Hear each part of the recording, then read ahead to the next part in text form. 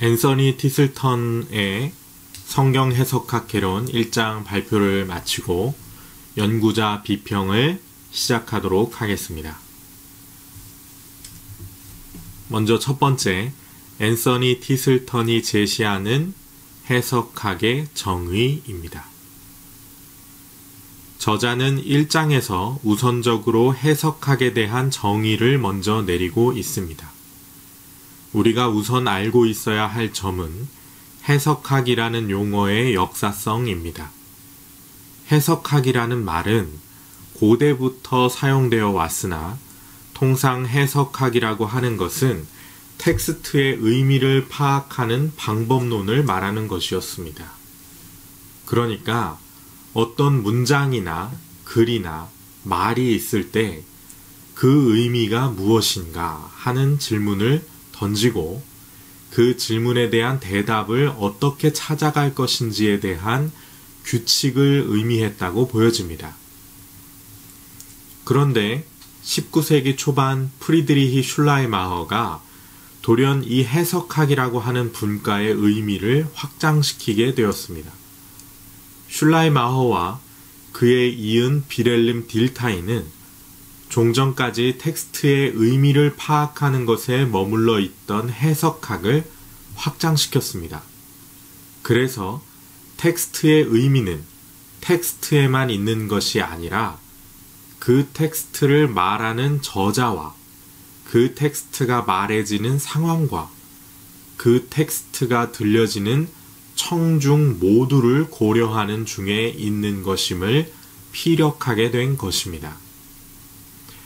따라서 해석학은 텍스트를 이해하기 위해 필요한 고전적인 방법론의 모든 요구를 여전히 요구하고 포함합니다. 또한 텍스트를 이해하는 독자의 인식론적 이해에 대한 철학적 탐구를 요구합니다. 또한 텍스트를 이해하는 과정에 영향을 미치는 전반적인 것들에 대해서도 모두 요구하고 있습니다. 바로 이 때문에 해석학이라고 하는 학문이 매우 다양한 분야의 학문적 지식을 요구하게 되었다는 것입니다. 이것을 책에서는 다학제적 성격이라고 표현하고 있습니다. 전통적으로 텍스트의 의미 파악에 집중하는 과정을 주해라고 말합니다. 그리고 이 주해 또한 해석학의 한 부분입니다. 그러나 해석학은 주해를 포함하여 텍스트 이해에 영향을 주는 광범위한 영역 모두를 탐구하는 과정입니다. 더 나아가 해석학은 텍스트를 이해하고 그 이해가 동기가 되어 행동하게 된 실천에 대한 고찰까지도 비판적으로 묻는 것을 포함합니다. 연구자의 두 번째 비평입니다. 과학인가 기술인가?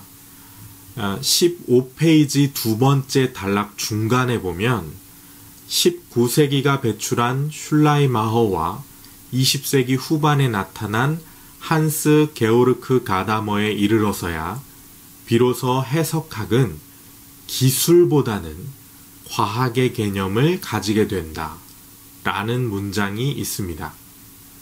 그러나 제가 생각할 때 이 문장에서 기술과 과학의 단어가 서로 위치가 바뀌어 있지 않나 하는 생각이 듭니다. 아마도 오역이지 않을까 조심스럽게 추측해 봅니다. 전통적으로 텍스트의 의미를 해석하는 일은 일련의 규칙들을 통하여 연역적으로 이루어질 수 있는 합리적이고 논리적인 일로 여겨졌습니다. 따라서 이는 과학과 같습니다. 논리적으로 추론하고 연역하거나 혹은 텍스트의 의미들을 귀납적으로 종합하여 컨텍스트의 의미를 파악하는 일입니다. 이것은 과학의 방법과 같습니다. 그러나 지금의 해석학은 그런 식의 합리적 방법만을 고집하고 있지 않습니다.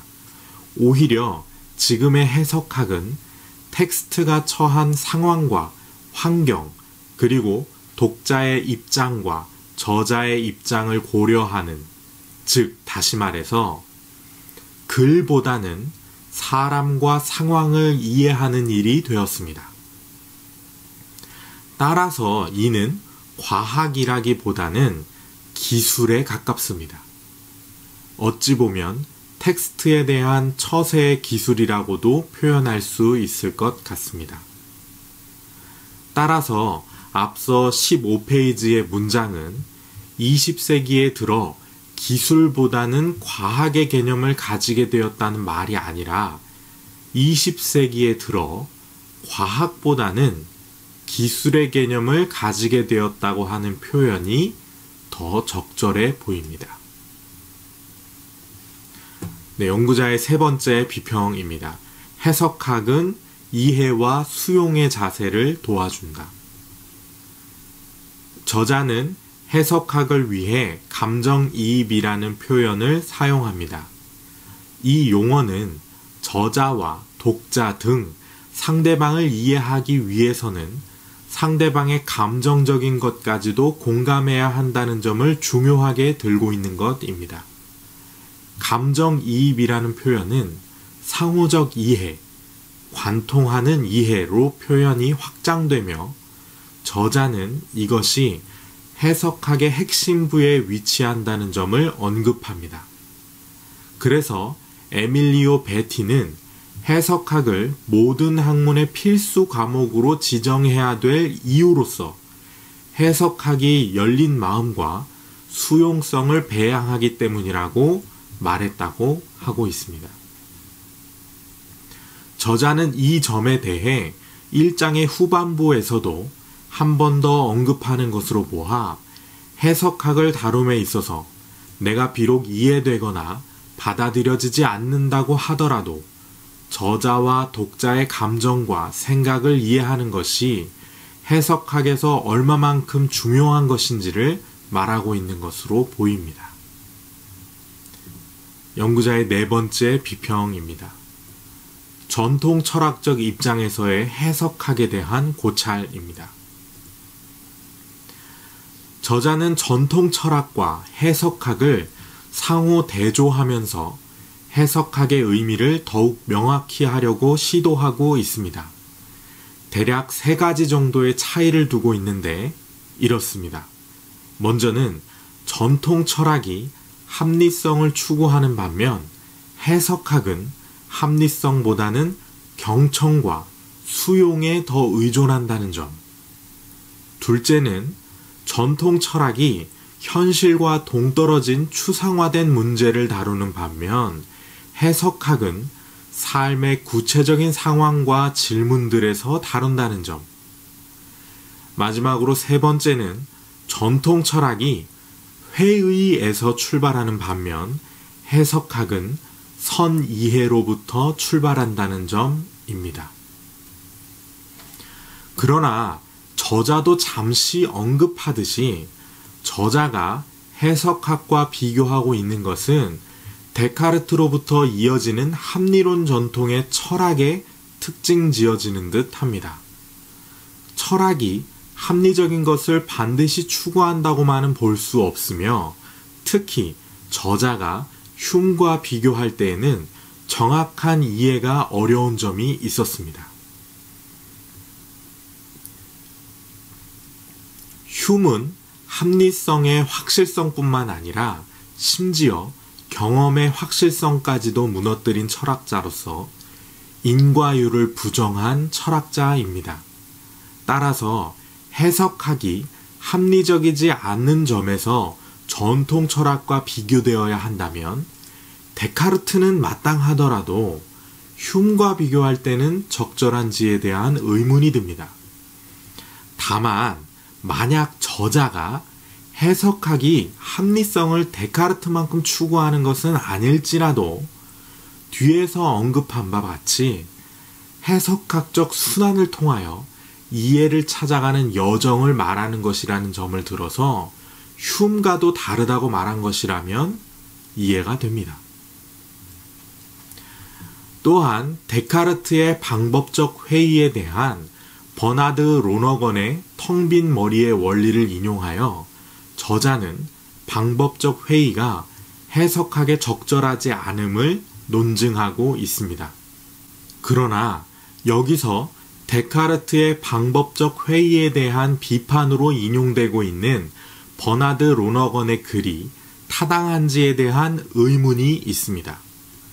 데카르트의 방법적 회의는 의심으로부터 출발하여 인식의 확실성을 연역한 것입니다. 모든 인식에 앞서 의심해야 하며 어떤 것도 전통적인 인식에 따라 인식하려고 해서는 안 된다는 것을 피력한 것이 아닙니다.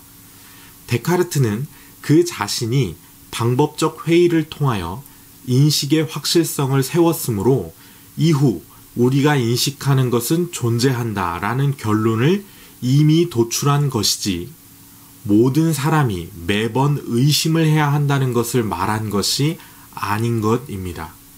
따라서 버나드 로너건은 텅 빈 머리의 원리에서 데카르트처럼 모든 것을 의심한 상태, 즉 그의 표현대로 텅 빈 머리 상태로 세상을 보면 오직 기호만 어른거릴 것이라고 말하며 비판하는 것은 적절해 보이지 않습니다. 이러한 논지에 이어서 저자 또한 데카르트의 회의와 대조적으로 해석학의 주창자들은 선이해를 추천한다고 말하고 있는데 이 역시 데카르트와 대조될 수 있는 것인지 의심이 되는 바입니다. 다섯 번째 비평입니다. 해석학적 순환인가 해석학적 나선인가. 텍스트의 의미들과 전체 저자의 의도 그리고 기타 무수한 고려사항들을 선회하면서 이해의 여정을 나아간다고 보았을 때 이것은 마치 여기 갔다가 저기로 돌아갔다가 하면서 다시 돌아와서 살피기도 하는 순환이기도 하지만 동시에 이는 결국 더 나은 이해로 점진해서 향해 가는 것이므로 단순히 순환보다도 나선형의 모양이라고 보는 것이 더 적절하다고 생각됩니다. 왜냐하면 나선은 이리저리 순환하면서 점진적으로 상승하는 구조를 보이고 있기 때문입니다. 해석학의 모형에 이것이 더 적절한 비유인 듯 합니다. 끝으로 여섯 번째 비평입니다. 후기 비트겐슈타인에 대한 고찰입니다. 저자는 후기 비트겐슈타인에 대한 입장이 해석학에 포함되어 있다고 말하고 있습니다. 그러면서 회의주의로 빠지지 않아야 함을 언급합니다. 그리고 저자는 버나드 로너건의 인용을 통하여 폭넓은 경험이 이해의 폭을 넓혀준다고 역설한 바 있습니다. 후기 비트겐슈타인의 언어게임 이론을 살펴보면 우리가 사용하는 모든 언어의 개념은 각각 우리가 개별적으로 속한 언어게임의 집단에서 정의된 개념이라는 점입니다. 따라서 이 이론이 극단적으로 흐르면 다음과 같이 이해될 수 있습니다. 우리가 어떤 말을 하거나 어떤 글을 쓴다고 해도 그 글은 결국 각자의 언어 게임 안에서 형성된 개념으로 모두가 다르게 받아들일 것입니다. 따라서 우리는 우리가 말하는 바의 온전한 의미를 결코 상대방에게 전달할 수 없습니다. 그러나 이러한 회의는 실제로 언어가 작용하는 메커니즘을 살펴볼 때 극복될 수 있습니다. 실제 언어라고 하는 것은 기호입니다. 언어 자체에 의미가 있는 것이 아니라 그 기호가 우리가 가지고 있는 어떤 개념을 불러오는 역할을 하고 있는 것 뿐입니다. 사과라는 말을 했을 때 우리가 경험하고 맛봤던 사과의 개념을 그 사과라는 언어가 불러옵니다. 따라서 언어가 아무리 불완전한 의미를 가졌다 하더라도 우리의 경험이 서로 일치한다면 우리는 그 언어를 통하여 같은 개념을 불러오게 되는 것입니다. 이런 식으로 비슷한 경험의 집단으로 구성된 사람들끼리 동일한 언어 게임에 속하게 되는 것입니다.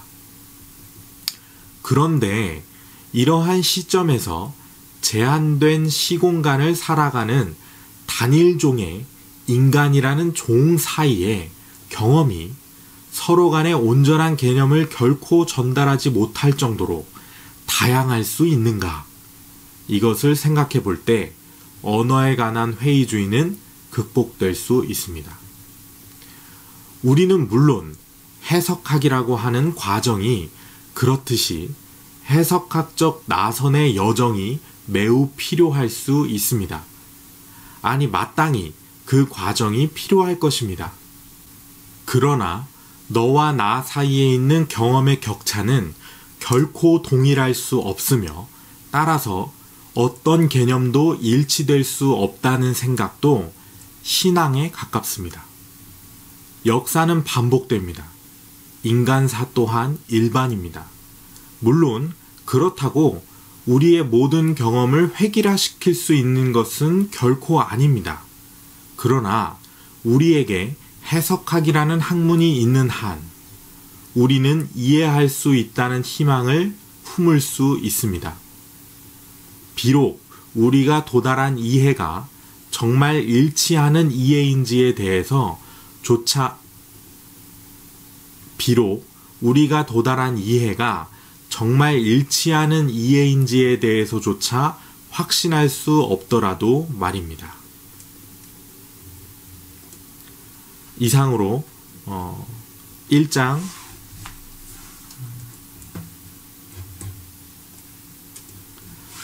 이상으로 앤서니 티슬턴 성경 해석학 개론 1장 해석학의 목표와 영역에 대한 연구자 비평 발표를 마치도록 하겠습니다. 감사합니다.